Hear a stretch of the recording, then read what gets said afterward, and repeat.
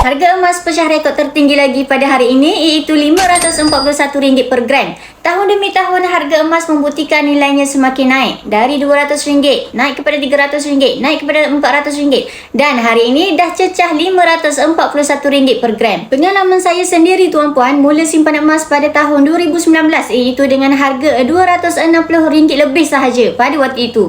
Dan saya pernah menyesal beli emas pada harga RM300 per gram pada tahun 2020. Saya menyesal beli sebab pada hari-hari seterusnya harga emas turun balik dan saya beli emas tiada ilmu pada waktu itu. Tapi penyesalan itu tak lama tuan-puan sebab harga emas sekarang naik jauh lebih tinggi daripada harga RM300 per gram dulu. Sekarang saya hanya tersenyum bila harga makin naik dari tahun ke tahun. Dengan adanya ilmu dan saya bermentorkan Tuan Muhammad Zulkifli Syafi'i, penulis buku bestseller iaitu Wang Emas dan Misi Bebas Hutang. Alhamdulillah hari ini saya konsisten simpan emas tanpa tengok harga emas. Tapi saya pastikan gram emas saya semakin bertambah. Saya bermula dengan RM100 sahaja.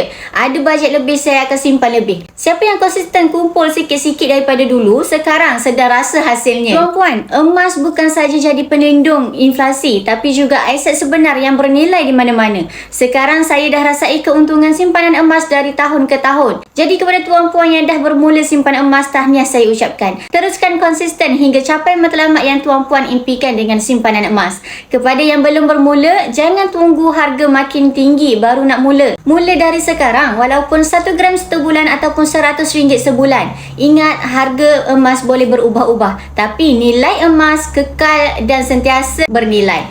Yang nak mulakan simpanan emas boleh rujuk pin video atau klik link di bio untuk daftar akaun emas secara percuma. Saya bantu sebaiknya.